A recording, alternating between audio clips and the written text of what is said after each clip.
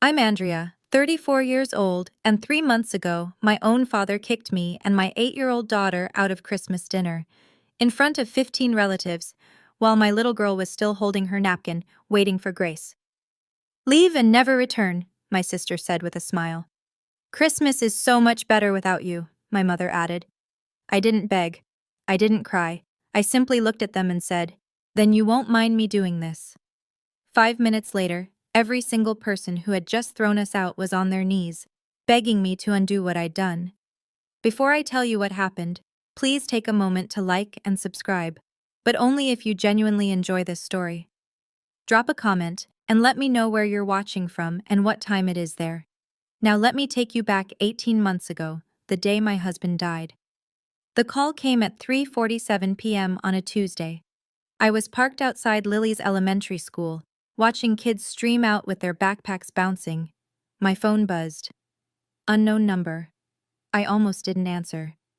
"Mrs. Outen, this is Mercy General Hospital. Your husband David was involved in a motor vehicle accident. You need to come immediately." I don't remember driving there. I don't remember who picked up Lily. The next thing I knew, I was standing in a sterile hallway while a doctor in blue scrubs told me my husband of 9 years was gone. The funeral was 4 days later. My parents came. My sister Meredith came with her husband Derek. Aunts, uncles, cousins. The whole family showed up in black, dabbing their eyes with tissues.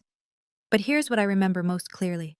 During the reception, I stepped into the hallway to catch my breath. Through the cracked door, I heard Meredith whispering to our mother, "She can't raise Lily alone. You know that, right? Maybe we should talk about having someone else take the child." My blood turned cold. I waited for my mother to defend me, to say something, anything. Instead, Patricia Outen nodded slowly. "We'll discuss it later. Let her grieve first." I backed away silently. Told myself they were just worried, just concerned. Sisters say things they don't mean. At the burial, my father Gerald pulled me aside. His hand was heavy on my shoulder. "Andrea, you need to be strong now. David's gone. Crying won't bring him back. Men," he caught himself. "People don't respect weakness. Pull yourself together." That was it. That was all my father said to me on the day I buried my husband. I didn't know then that this was only the beginning. 3 months after the funeral, the insurance settlement came through. $2.3 million. David had taken out a policy years ago, back when Lily was born. "Just in case," he'd said. I remember rolling my eyes at him. We were 26. Nothing was going to happen. But something did happen. And now I was sitting in a lawyer's office, signing papers, trying not to think about the price tag on my husband's life. The moment the deposit hit my account, everything changed. Meredith started calling twice a week. "Just checking in, sis. How are you holding up?" Her voice dripped with sweetness I'd never heard before. My mother invited me and Lily to Sunday dinners, every single week. "Family needs to stick together," she said. Even my father, who hadn't voluntarily spoken to me since my wedding, suddenly wanted to catch up. The fourth Sunday dinner, Gerald cleared his throat at the head of the table. "Andrea, I've been thinking. You should let Meredith manage your finances. She's good with money. You've always been the creative type." I set down my fork. "I appreciate the concern, Dad, but I'm handling things fine." The temperature in the room dropped 10 degrees. Meredith jumped in, voice still honey-sweet. "We just worry about you, that's all. You've never dealt with this kind of money before." "I have an accountant and a financial advisor. David set it up before—" I couldn't finish the sentence. After dinner, as I was gathering Lily's jacket, a frail hand caught my wrist. Grandma Margaret, 85 years old, sharp as a tack. She leaned in close. "Be careful with that money, child. I don't trust anyone in this room." Her eyes flickered toward her own daughter, including Patricia. She pressed something into my palm, a folded piece of paper. "There's someone you need to call. We'll talk more soon." Before I could ask, Lily came running and Grandma shuffled away. I didn't open the paper until I got home. The paper was blank. No, not blank. A phone number. And 3 words in Grandma Margaret's shaky handwriting. "Call Marcus Webb." I didn't call. Not yet. I told myself I was overreacting. Grandma was old, maybe confused, maybe paranoid. 6 months passed. Meredith's calls became more frequent, more pointed. Dad's store is struggling, you know. The construction supply business isn't what it used to be. Mom's been stressed. Medical bills are piling up, just little things. It must be hard sitting on all that money while family suffers. Then came the dinner where everything shifted. My mother called, crying. Actually crying. Andrea, your father is about to lose the store. 30 years of his life, gone. We might lose the house too. My chest tightened. Despite everything, they were still my parents. I can help, I said. I'll lend you 50,000, no interest. Pay me back whenever. Lend?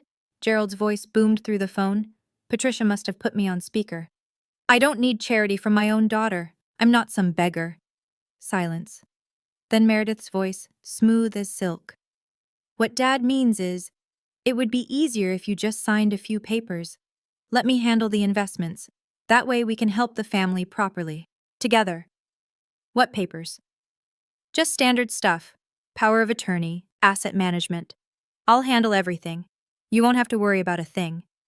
Power of attorney. My dead husband's voice echoed in my memory. Never sign anything you haven't read twice, Andrea, and never sign over control of money to family. That's how fortunes disappear. I took a breath. I need to think about it. What's there to think about? Meredith's sweetness cracked, just for a second. We're family. I said I'll think about it. I hung up. That night, I finally called the number Grandma Margaret had given me. Lily was crying when I got home from work the next day. She was curled up on her bed, face buried in her pillow, shoulders shaking. My heart cracked. Baby, what happened? She wouldn't look at me. Nothing. I sat on the edge of her bed, stroked her hair. Sweetheart, tell me. It took 10 minutes of gentle coaxing before she finally spoke. Grandma Patricia said something, when you were in the bathroom at dinner last week.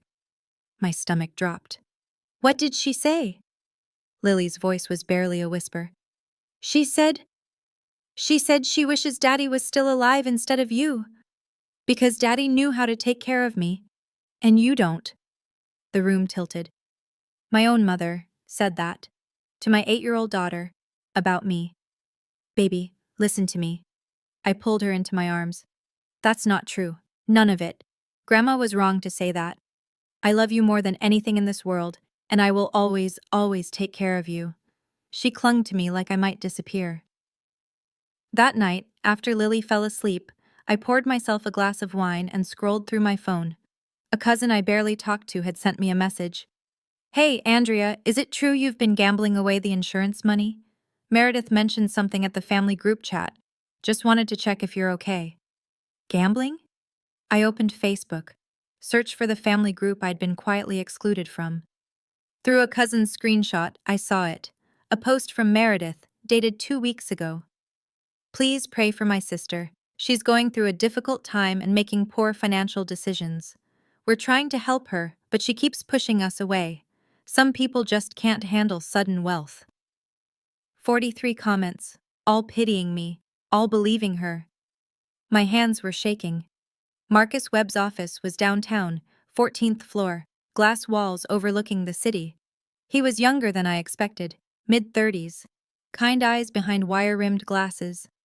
When he shook my hand, I noticed the photo on his desk, him and David at a college graduation, arms around each other, grinning. David was my best friend, Marcus said, noticing my gaze. We roomed together at State. He asked me to keep an eye on you and Lily if anything ever happened to him. His jaw tightened. I should have reached out sooner, I'm sorry. I sat down heavily. I don't even know where to start. Start with the power of attorney papers. I blinked. How did you? Your grandmother called me 3 weeks ago. Margaret Whitmore is sharper than people give her credit for. He pulled a folder from his drawer. She told me what your sister's been planning. I did some digging. He slid a document across the desk. Meredith contacted your insurance company 2 months ago. Asked about the process for transferring beneficiary rights. Said she was inquiring on behalf of the family. My blood ran cold. She what? It gets worse. Marcus opened another folder. I had a forensic accountant look into your father's business. Gerald's store isn't just struggling. It's hemorrhaging money, bad investments, poor management. He's about 3 months from bankruptcy. And Meredith? Her real estate business took a hit last year. She owes money to investors she can't pay back. He leaned forward. Andrea, they don't want to help you manage your money. They want to take it. I thought about Lily crying on her bed, about my mother's cruel words, about the Facebook post calling me a gambling addict. What do I do? Marcus tapped the folder. First, don't sign anything. Second, your grandmother called me about something else. Her will. Her will? She wants to change it, and she wants me to witness. 1 week before Christmas, the doorbell rang at 7 p.m. I wasn't expecting anyone. Meredith stood on my porch, designer coat, perfect makeup, a manila folder tucked under her arm. Her smile didn't reach her eyes. Can I come in? I didn't move. Lily's doing homework. This won't take long. She pushed past me into the living room. I closed the door slowly, buying time. What do you want, Meredith? She set the folder on my coffee table. I want you to sign these. For the family. I didn't touch it. I already told Dad no. You told Dad no. She tilted her head. You didn't tell me no. I'm telling you now. No. Her smile flickered. Andrea, I'm trying to help you. Help me? By telling everyone I'm a gambling addict? Her face went blank for half a second. Then the mask slid back on. I never said addict. I said you were making poor decisions, which you are, sitting on $2 million while your family drowns. Your poor decisions aren't my responsibility. Excuse me? I offered to help. Dad refused. Now you want me to hand over control of everything? That's not help. That's theft. Her voice dropped. Cold. You don't know what you're doing. You never have. You married David and got lucky. That's it. You're not smart. You're not capable. You're just a widow with a windfall. I felt Lily's presence before I saw her. She was standing in the hallway, homework folder clutched to her chest, eyes wide. Meredith saw her too. She adjusted her expression instantly. Lily, sweetie, Aunt Meredith was just... I heard what you said about Mom. The silence was deafening. Meredith grabbed her folder and walked toward the door. At the threshold, she turned. Christmas dinner. You'll be there, and you'll bring the signed papers, or don't come at all. The door slammed. 3 days before Christmas. My phone rang at 6 a.m. Dad. I answered against my better judgment. Hello? You're coming to Christmas dinner, not a question.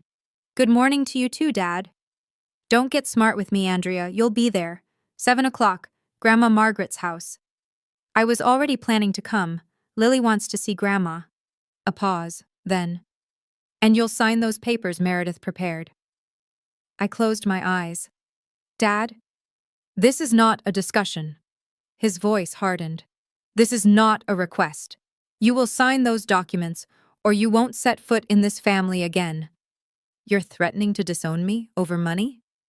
I'm telling you to do what's right for once in your life. David carried you for 9 years. Now it's time to carry your weight.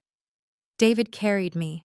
9 years of partnership, building a home, raising a daughter, supporting each other through every struggle, reduced to me being carried.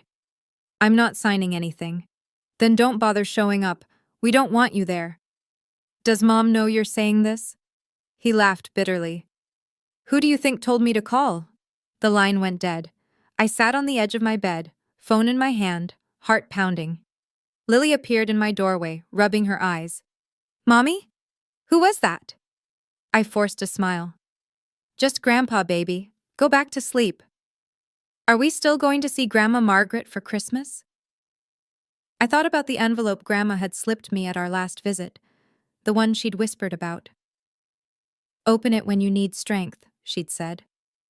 I thought about Marcus's warnings, about the papers in that manila folder, about everything I stood to lose. Yes, sweetheart. I pulled her into a hug. We're going. I knew it was a trap. I just didn't know how deep it went. Christmas Eve. Grandma Margaret's house. I went alone, leaving Lily with a neighbor. Some conversations aren't for children's ears. Grandma answered the door herself. 85 years old, spine straight as a ruler, eyes bright with something I couldn't name. I knew you'd come early. She ushered me into her study, closed the door, locked it. Grandma, what's going on? She crossed to an antique desk, pulled open a drawer, and retrieved a thick envelope. cream-colored, sealed with wax.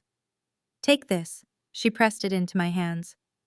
Don't open it until tomorrow night. At dinner, you'll know when. What is it? She smiled, a sad, knowing smile. Insurance. The real kind. Grandma, you're scaring me. She took my hands in her papery ones.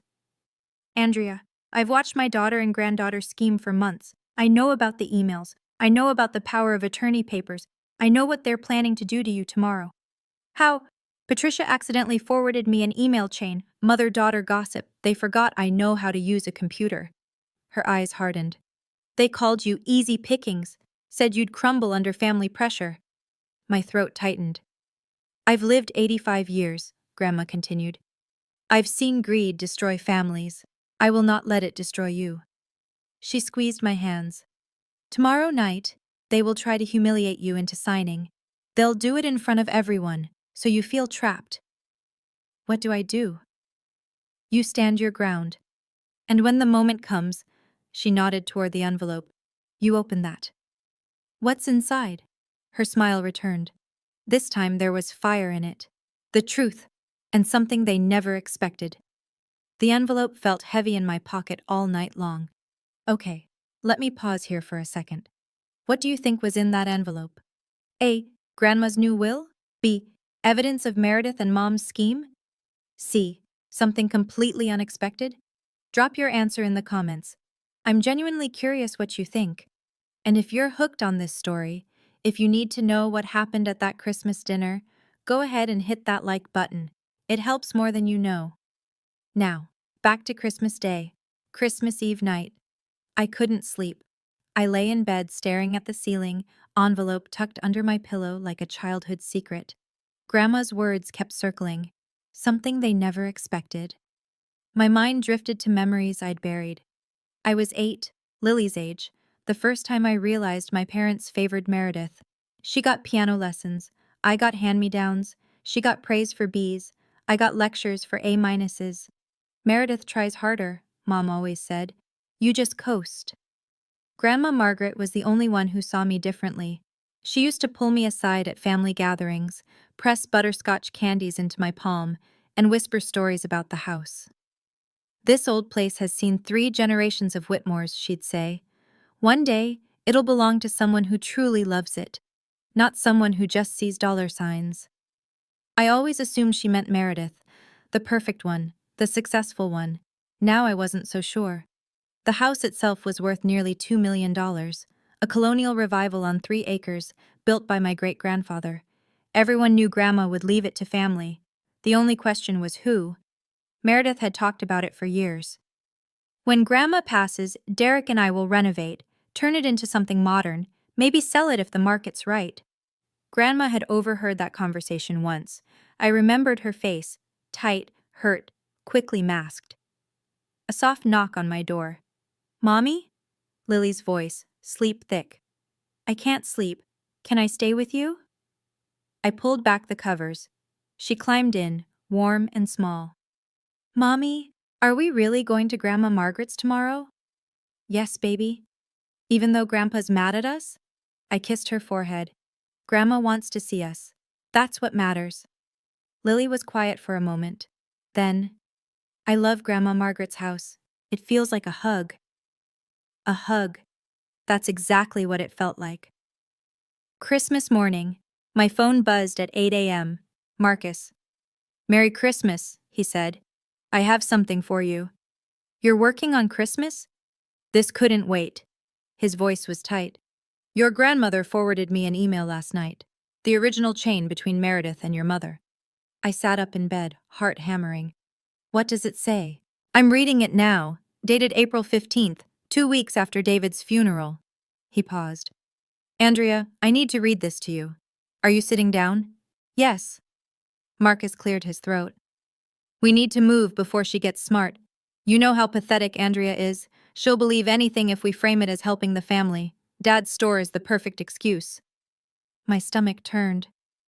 The plan is simple, Marcus continued.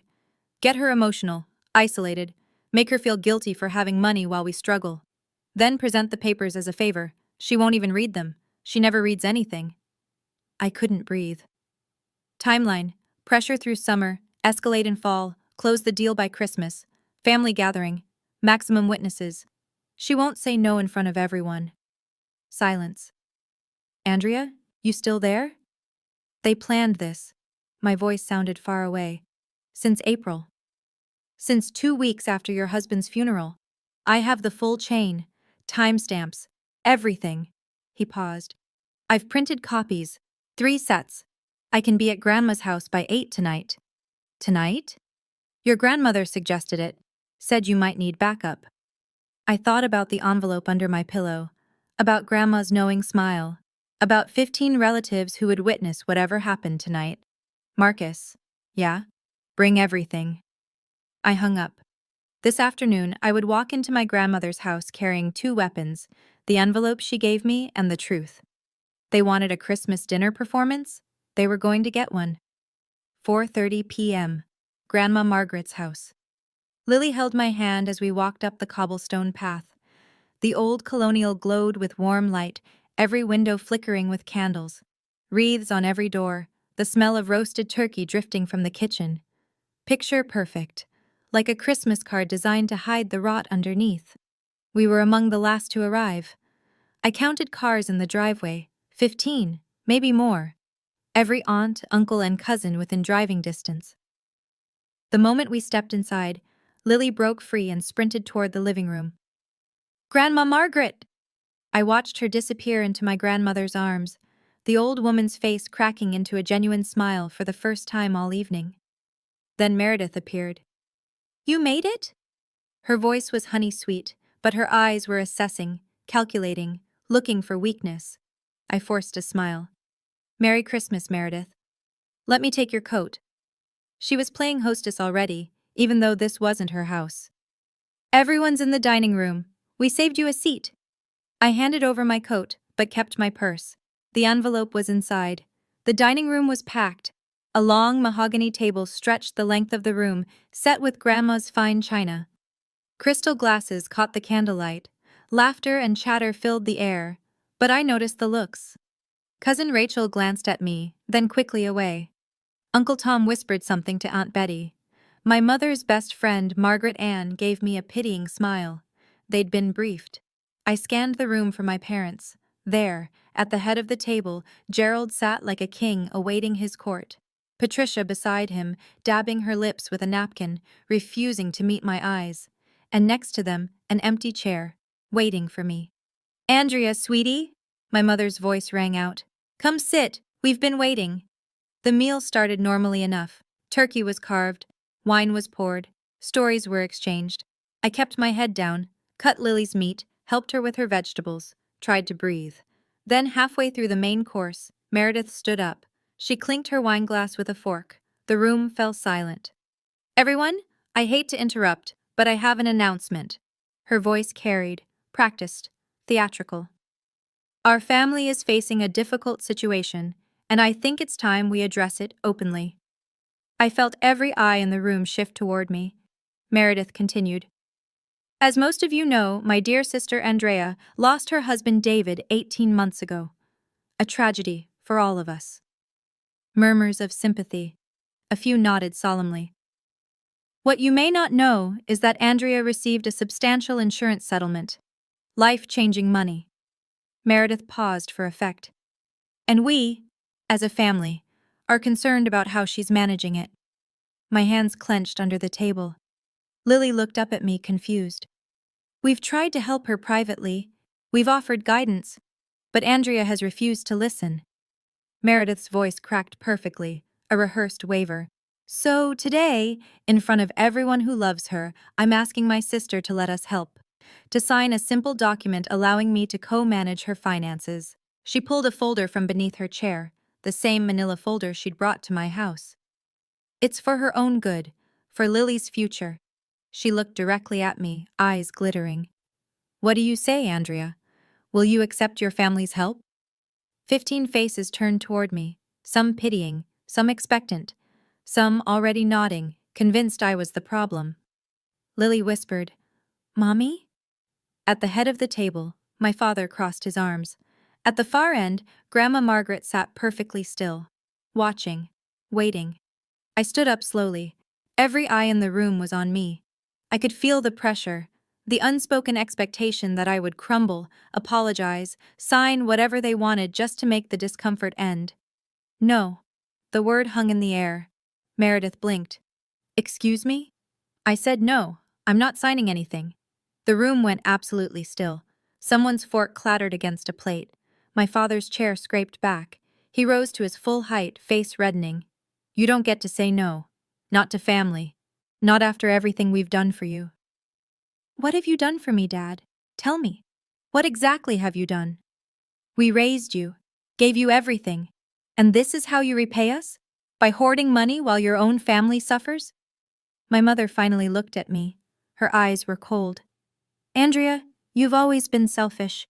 Even as a child, some things never change. I offered to help, I said, fighting to keep my voice steady. I offered Dad $50,000, no interest. He refused. Because it was insulting, Gerald slammed his palm on the table. China rattled. You have millions sitting in a bank account while my life's work collapses and you offer me scraps? Meredith stepped closer, voice dripping with false concern. See?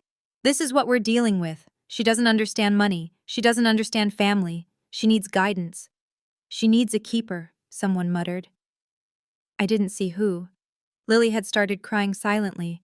Tears streamed down her face as she watched her grandfather scream at her mother.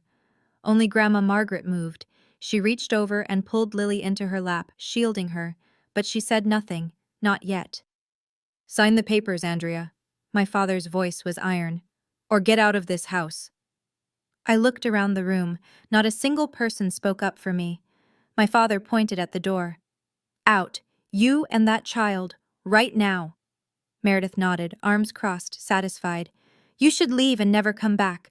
We've tried to help you, Andrea. God knows we've tried, but you're beyond help. I looked at my mother, my own mother, waiting for her to say something, anything, a single word of defense. Patricia smoothed her napkin, then looked me dead in the eyes. Christmas would be so much better without you here. It always has been. My lungs stopped working. Lily's sob cut through the silence, raw, heartbroken. She was 8 years old, and her grandmother had just said the world would be better without her mother. Cousins shifted uncomfortably. Aunts looked away. Uncles studied their plates. No one spoke. No one defended us. It was the loneliest moment of my life. I reached for Lily, ready to scoop her up and run, ready to leave and never look back. But then I felt Grandma Margaret's hand on my arm. Wait. Her voice was quiet, but it cut through everything. She was looking at me with something fierce in her eyes, something that said, not yet. And I remembered the envelope in my purse. Her words from the night before. You'll know when. This was when. I straightened my spine, looked at my father, my mother, my sister. Okay, I said calmly. If you want me to leave, I'll leave. Relief flickered across Meredith's face. But first, I pulled out my phone. You won't mind if I make one quick call. Gerald scoffed. Calling the police? This is a private family matter. Not the police. I dialed. Put it on speaker. 2 rings, 3. Marcus, it's Andrea. I need you here, now. Bring everything. Already on my way. 5 minutes out. I hung up. Who the hell is Marcus? My father demanded. I smiled for the first time all evening. You'll see. The room erupted. What is this? Meredith's composed mask cracked. Who did you just call? A friend? You don't have friends. You barely have a personality. She turned to our father. Dad, make her leave, now, before whoever this is shows up. Gerald took a step toward me. I said get out. I didn't move. 5 minutes. You've waited 18 months to take my money. You can wait 5 more minutes. His face went purple. How dare you? Gerald. Grandma Margaret's voice sliced through like a blade. Sit down. The room went dead silent. My father stared at his mother. In 85 years, I don't think she'd ever spoken to him that way. Mother, this isn't your concern. This is my house. Grandma rose slowly to her feet, still holding Lily's hand. My table. My Christmas dinner. and I will decide who leaves and who stays. But, sit down. Gerald sat. Grandma turned to the room, sweeping her gaze across every relative. I've been quiet tonight, watching, listening.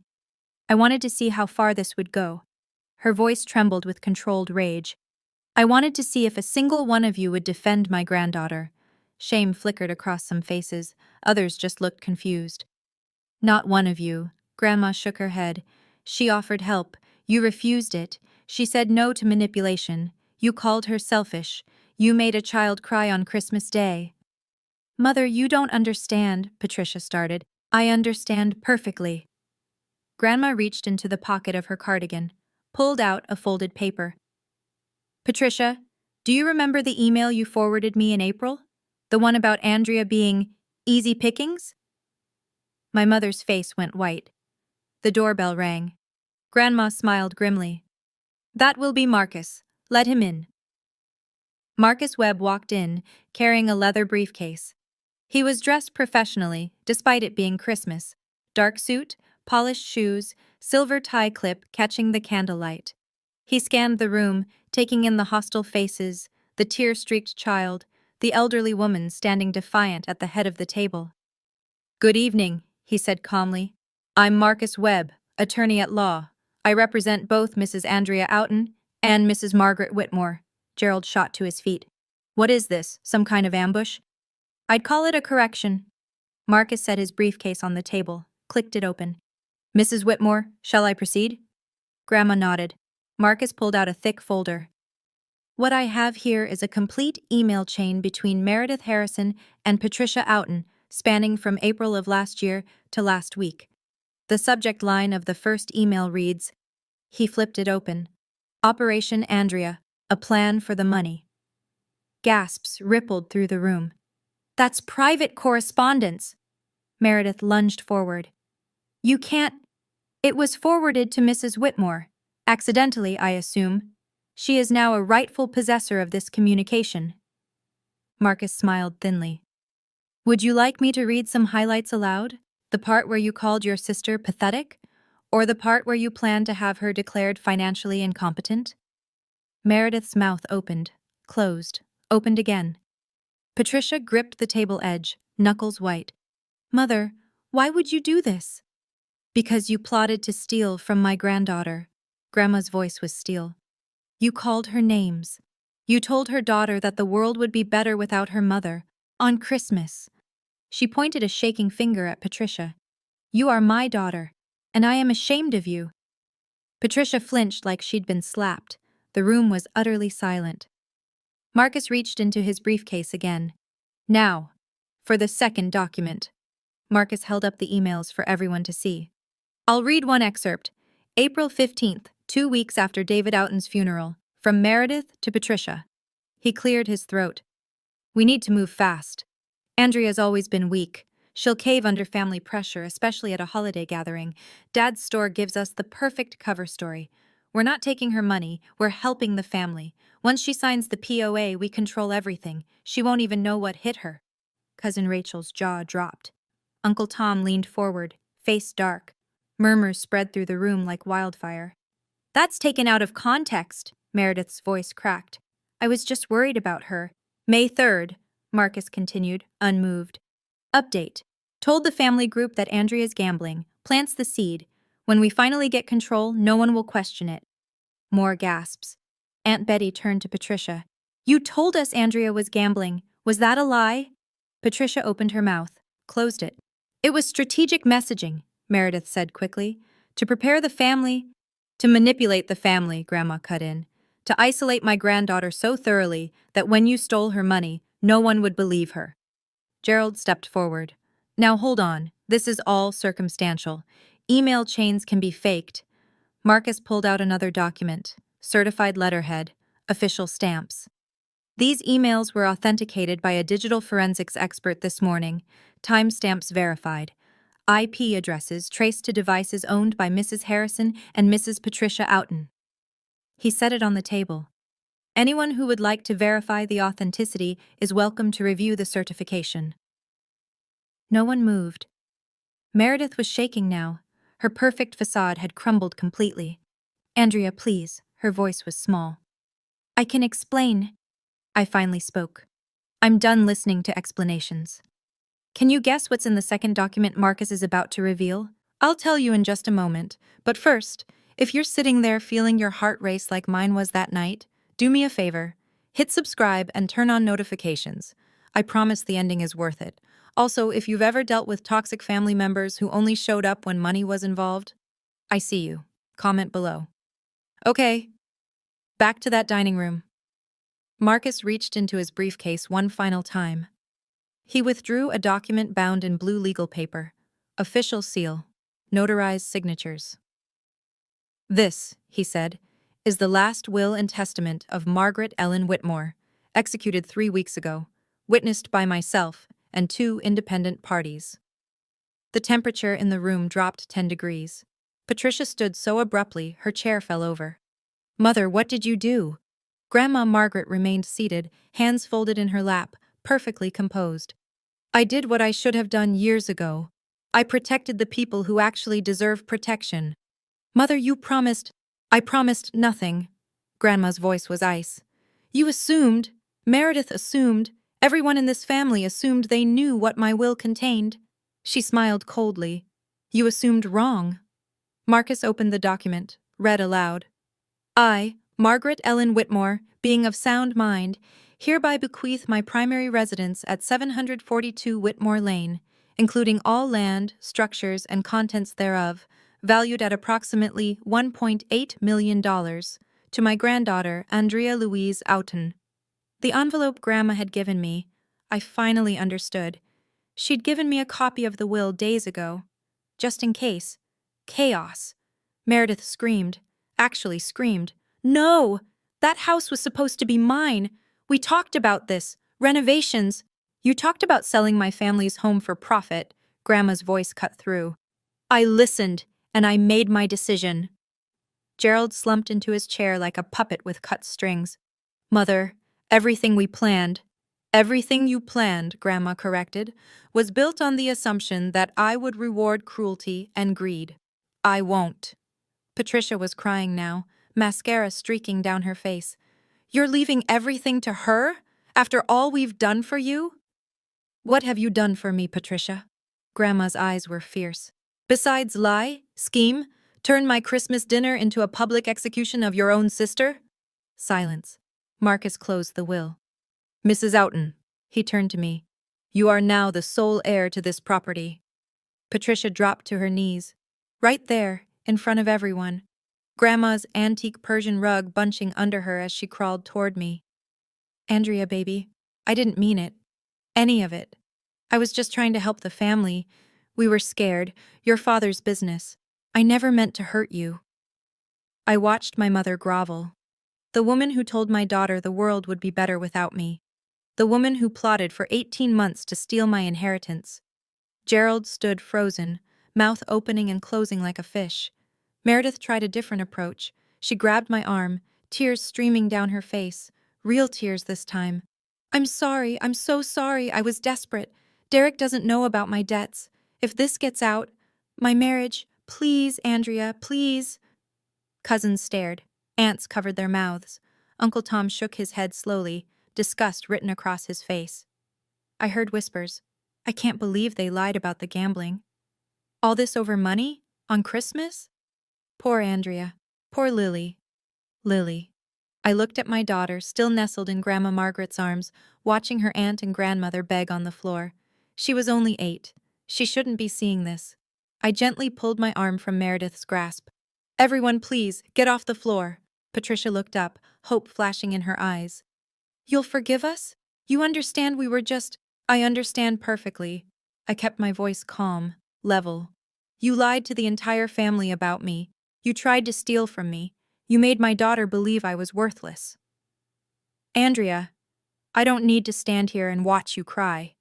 I stepped back. "I just need you to know that I see you. All of you. And I'm done pretending I don't." I walked over to where Meredith was still kneeling, crouched down, met her eyes. "Do you remember what you said to me last week? In my living room?" She wouldn't look at me. You said I wasn't smart, that I married David and got lucky, that I'm just a widow with a windfall. I paused. My 8-year-old daughter heard every word. Meredith flinched. You told me to leave and never return. Tonight, you said Christmas would be better without me. I stood up. That's fine. I'm going to give you exactly what you asked for. I turned to the room, to the Yi. I'm not going to sue anyone. I'm not going to press charges. I'm not interested in revenge. My voice was steady, strong. David would have been proud. But I am going to protect myself and my daughter. From now on, there will be boundaries. I looked at my father. He couldn't meet my eyes. You chose money over your son-in-law's memory, over your daughter, over your granddaughter. I shook my head. That was your choice, not mine. I looked at my mother, still on her knees. You told Lily the world would be better without me. A child, Mom, your own granddaughter. I'll never forget that. Lily won't either. Finally, I looked at Meredith. You said I don't have friends. You said I barely have a personality. I almost laughed. Maybe you're right. Maybe I'm not interesting, but I'm also not cruel. And right now, that's enough. I held out my hand. Lily ran to me, buried her face against my hip. Grandma Margaret rose, came to stand beside us. Andrea, sweetheart. Her hand found mine. I'm so proud of you. I squeezed her hand. Let's go home. My phone started ringing before I even got home. Cousin Rachel was first. Andrea, I had no idea. I'm so sorry I didn't say anything at dinner. I believed what Meredith told us. I should have asked you. Then Uncle Tom. I feel sick. Your aunt and I talked the whole drive home. We're ashamed we didn't speak up. Then Aunt Betty. Then Cousin Mark. Then people I hadn't heard from in years. They told us you were gambling everything away. They said you were unstable, making reckless decisions. I should have called you, should have checked in. By midnight, I'd received 11 phone calls and 37 text messages, not a single one from my parents or Meredith. The next morning, Marcus called. The family network is going nuclear. Your grandmother's been getting calls all morning. People are furious, not at you, at Patricia and Meredith. I rubbed my eyes. I didn't want this. I know, but actions have consequences. He paused. There's something else. Meredith's husband Derek called me. He didn't know about her debts. She'd hidden them. He's not taking it well. I thought about Derek. Quiet, passive, always in Meredith's shadow. He probably hadn't known about any of this. And your father's store? What about it? Filed for bankruptcy this morning, officially. The news is spreading. Some of his regular clients are cutting ties, not because of the bankruptcy, but because of what happened at Christmas. Word travels fast in small business communities. I leaned against my kitchen counter. I didn't want anyone to suffer. You didn't cause this, Andrea. You just stopped letting them hide it. Marcus's voice softened. Get some rest. You've earned it. But rest didn't come easy. Not when I kept hearing my mother's voice in my head. Christmas would be so much better without you. A week after Christmas, Marcus sent me a summary. Gerald's hardware store had closed its doors. 30 years of business, liquidated to pay creditors. He'd have to sell the smaller house he and Mom lived in to cover the remaining debts. Meredith lost 3 major clients. Word had spread among her real estate circles, not about the inheritance drama, but about the family meeting that went wrong. In the business world, reputation is everything. Hers was crumbling. Derek had moved into his brother's apartment. He wasn't filing for divorce, not yet, but he wasn't coming home either. I read the summary twice, then set it down.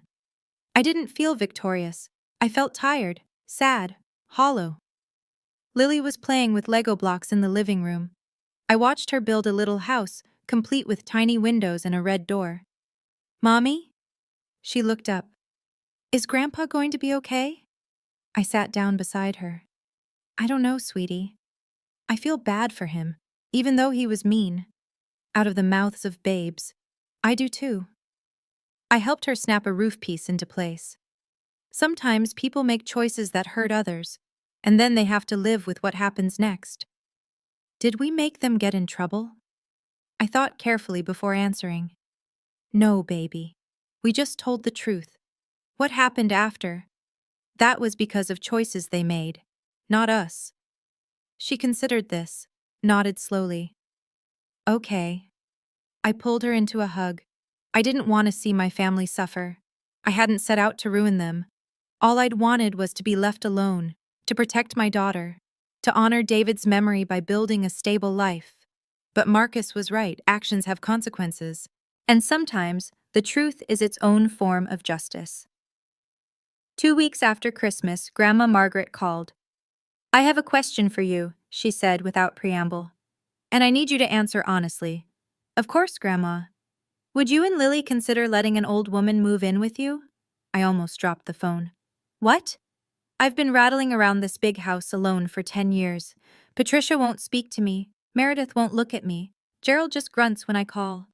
Her voice softened. But Lily hugs me like I matter. And you, Andrea, you've never once asked me for anything. Grandma, I can't ask you to leave your home. You're not asking. I'm offering. She paused. The house is yours, technically, after I'm gone. But until then, I don't want to live in it alone anymore.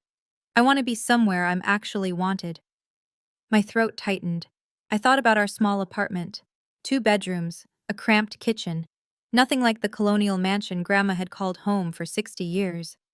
Our place is tiny, I warned her, and Lily has nightmares sometimes, and I can't cook nearly as well as you. Andrea. Her voice was warm. I don't need a mansion. I need a family, a real one. I heard Lily in the background, asking who I was talking to. Hold on, Grandma. I covered the phone. Lily, how would you feel if Grandma Margaret came to live with us? Her face lit up like the Christmas tree we never got to enjoy. Really? Like forever? I put the phone back to my ear. I think that's a yes. Grandma laughed. A real laugh, full and bright. I'll start packing tomorrow. For the first time since David died, my apartment felt like it might become a home again. 1 month later. Grandma Margaret's antique armchair sat in the corner of our tiny living room, looking absurdly elegant next to my second-hand sofa. Her collection of ceramic cats lined the windowsill. Her knitting basket lived permanently beside the TV. It shouldn't have worked. But somehow, it did. Every evening, the 3 of us ate dinner together at our little kitchen table. Grandma taught Lily how to make her famous apple pie. Lily taught Grandma how to use video calls. I listened to stories about my great-grandfather I'd never heard, about the house, the family history, the dreams that built it all. The insurance money sat untouched in an investment account, growing quietly. I'd set up a trust for Lily's education. The rest would wait until she was older, until she could decide what to do with her future herself. I kept working my job, kept showing up, kept building something small and stable. One night, after Lily was asleep, Grandma and I sat on the balcony, watching stars. Do you regret it? I asked quietly. Giving up the house? Cutting off Patricia? She was silent for a long moment. No. Her voice was steady. That house was just walls and wood. What Patricia and Meredith did, that was a betrayal of everything family should mean. She reached over, patted my hand. You and Lily are my family now. Real family. The kind that stays. I felt tears prick my eyes. Thank you, Grandma, for believing in me when no one else did. She smiled in the darkness. You didn't need my belief, Andrea. You just needed to believe in yourself. She squeezed my hand. Which you did. That Christmas night, when you stood your ground, that was all you. I leaned my head against her shoulder, and for the first time in a long time, I felt at peace. 3 months after Christmas. My phone rang. Unknown number. I answered cautiously. Hello? Andrea. My mother's voice. Small, tired, defeated. It's Mom. I almost hung up. Please don't hang up. Please, I just need 5 minutes. I walked to the balcony, closed the door so Lily wouldn't hear. I'm listening. I know what I did was unforgivable. Patricia's voice cracked. The things I said, to you, to Lily, I can't take them back. I wish I could. You told my daughter the world would be better without me. Silence. Then. I know. I was I was so scared, Andrea. Your father was falling apart. Meredith kept saying this was the only way. I let myself believe it because it was easier than standing up to them. That's not an excuse. It's not, you're right. She was crying now. I'm not asking you to forgive me, I wanted to hear Lily's voice, just once. It's been 3 months. I watched the city lights blink below. Mom. Yes? I'm not going to pretend everything is fine. I'm not going to let you hurt Lily again, but I took a deep breath. I'm also not going to punish you forever. That's not who I want to be. What does that mean? It means I need more time. A lot more time. And when I'm ready, if I'm ever ready, I'll reach out. I paused. But the reaching out has to come from me, not you. Do you understand? Yes. Her voice was barely a whisper. Yes, I understand. Okay. Andrea? What? I'm sorry. I'm so, so sorry. I let those words hang in the air, then quietly, I know, Mom. I know. I hung up. I wasn't ready to forgive, but I wasn't consumed by hatred either. That felt like progress. After that call, I started journaling. Just a cheap notebook from the dollar store. A few pages every night after Lily went to sleep. Tonight, I wrote, I used to think family meant accepting whatever they threw at me, keeping the peace at any cost, smiling through insults because blood is thicker than water. I was wrong. Family is not a free pass to hurt people. Love is not supposed to come with conditions. And peace built on silence isn't peace at all. It's just suffering with a smile. My father called me selfish for not signing over my money. My mother said Christmas would be better without me. My sister planned for 18 months to steal everything I had. But here's what they didn't expect. I survived. I survived because I finally understood something David always told me. You're stronger than you think, Andrea. You just have to stop waiting for permission to be strong. I stopped waiting. I stood up. I said no. I chose my daughter over approval, my self-respect over belonging. And somehow, on the other side of all that pain, I found something I didn't expect to find. Peace. A real family. Smaller now, but truer. A home that feels safe. And a future I get to build myself, one day at a time.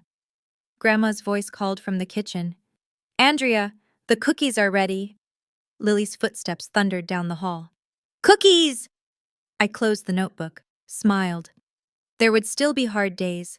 There would still be moments when my mother's words echoed in my mind, when I wondered if I'd done the right thing. But tonight, there were cookies. And laughter. And the two people who mattered most in the world. That was enough. That was everything. And that's my story. If you've ever had to protect yourself or someone you love from toxic family members, I see you. I understand. And I hope you know, you're not alone. Drop a comment and tell me, have you ever had to draw a hard boundary with family? I'd love to hear your story. If you want more stories like this, check the links in the description. And subscribe if you haven't already. Thank you for listening. Until next time.